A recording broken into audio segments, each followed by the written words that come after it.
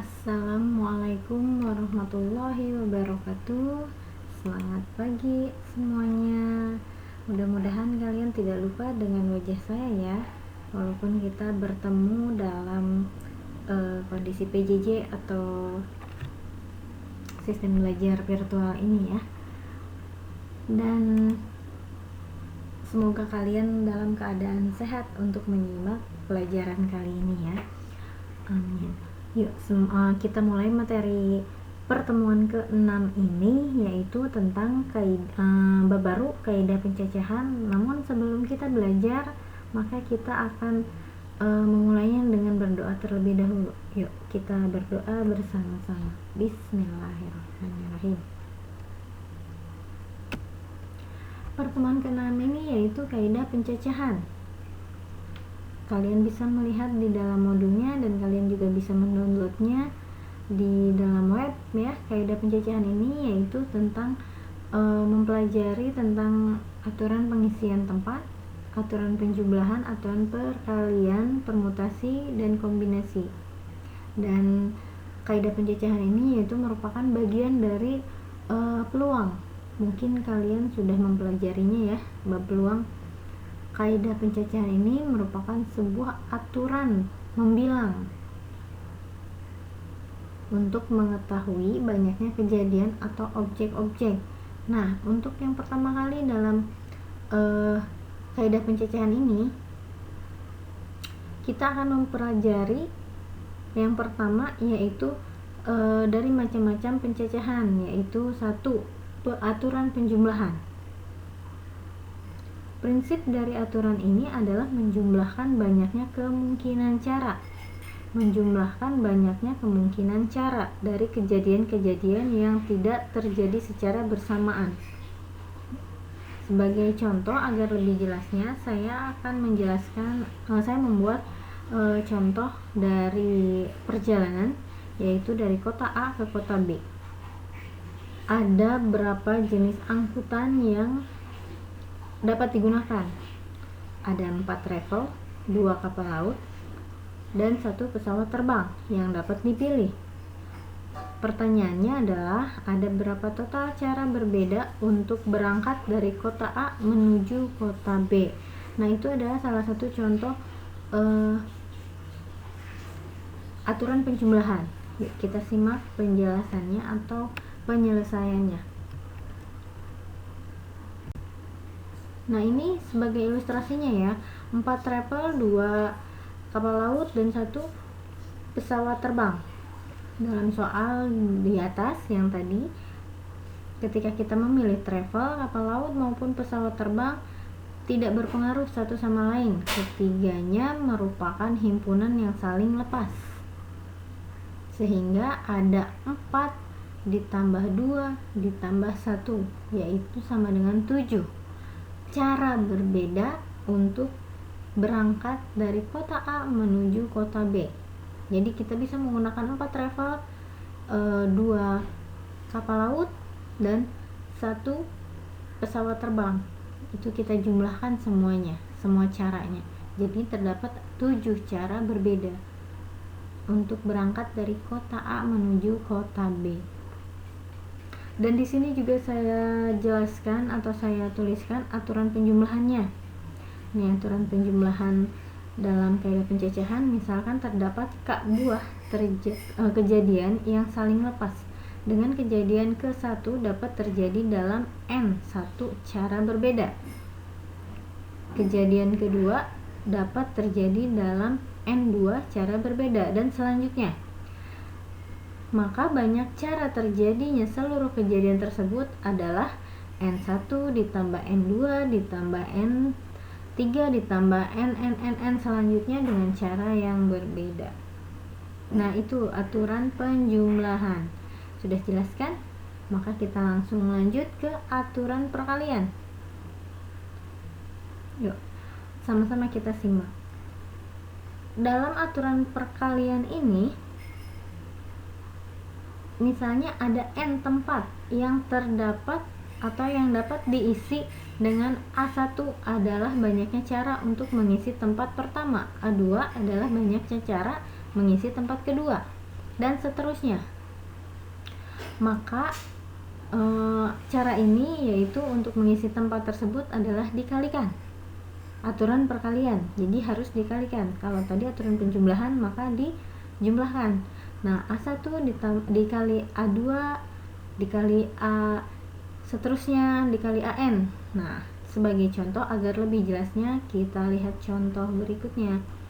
Di contoh 2 ini ada dari kota A ke kota B ada 3 jenis angkutan yang bisa digunakan, yaitu travel sebanyak 5 pilihan, kapal laut 4 pilihan, dan pesawat ada 2 pilihan. Dari kota B ke C ada 2 jenis angkutan yang bisa digunakan, yaitu travel sebanyak 3 pilihan dan kapal laut 1 pilihan. Pertanyaannya, berapa banyak cara berbeda untuk berangkat dari kota A ke kota C dengan melalui kota B? Yuk kita simak penyelesaiannya di halaman berikutnya. Nah, ini dia gambarnya atau ilustrasinya yang bisa kita simak. Jadi kita tinggal mengkalikan saja. Dari A ke B akan ada 5 ditambah 4 ditambah 2, maka akan ada 11 cara. Sedangkan B ke C yaitu akan ada 3 ditambah 1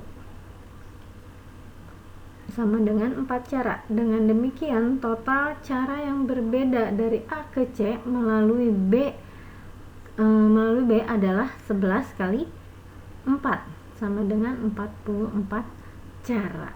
Seperti itu. Nah, berikutnya adalah contoh membilang dengan menggunakan tabel. Ini aturan penjumlahan dan aturan perkalian bisa menggunakan tabel. Ada uang 1000, 2 keping uang logam ditos atau dilempar undi, daftar dan bilanglah banyaknya hasil yang mungkin dengan menggunakan tabel. Penyelesaiannya yaitu ada 2 hasil yang mungkin jika uang logam dilempar undi, yaitu muncul sisi angka A atau sisi gambar G.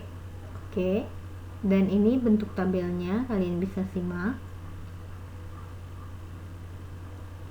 Jadi kemungkinan hasil yang mungkin apabila 2 uang logam dilempar undi adalah AA atau angka-angka, AG angka gambar, GA gambar angka, dan GG gambar semua.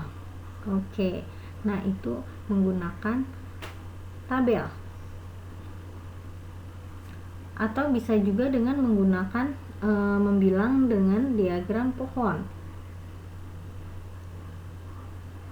Kemungkinan hasil yang mungkin apabila 2 buah uang logam dilempar undi, seperti pada masalah yang tadi yang di atas ya, dapat diselesaikan dengan menggunakan diagram pohon. Kita simak berikut.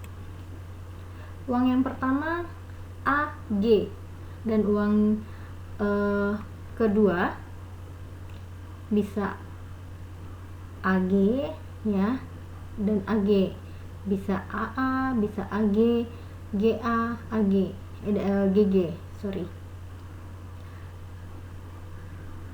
Oke, dan itu adalah bentuk diagram pohonnya.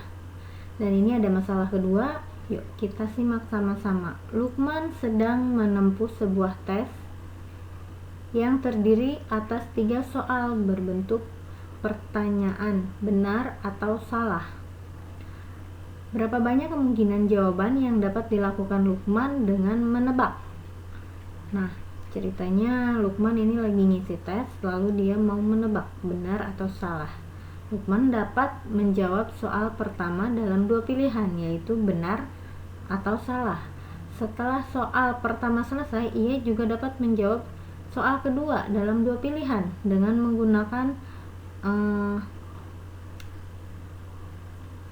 diagram pohon ya. Nih, benar atau salah. Nah, bisa kalian simak untuk soal kedua, benar atau salah. Bisa benar bertemu dengan benar, salah bisa bertemu dengan salah, atau benar bertemu dengan benar. Benar bertemu dengan salah, sorry. Nah, jadi jumlahnya adalah 2 dikali 2 dikali 2 sama dengan 8. Kemungkinan jawabannya ada 8 cara. Perhatikan kembali masalah 2 di atas. Dari gambar tersebut terlihat untuk setiap jawaban soal pertama dan kedua, kemungkinan jawaban soal kedua ada 2 dikali 4 pilihan. Ada 2 kemungkinan jawaban untuk soal ketiga. Dengan demikian, ada 2 dikali 2 dikali 2 sama dengan 8 kemungkinan jawaban. Oke, sudah jelas ya untuk aturan penempatan dan aturan perkalian. Jika memang ada yang belum jelas, bisa ditanyakan langsung, menghubungi saya di nomor WhatsApp yang sudah tertera di grup ya. Jangan sungkan untuk bertanya ya. Oke, dan selanjutnya tugasnya yaitu kalian bisa membacanya.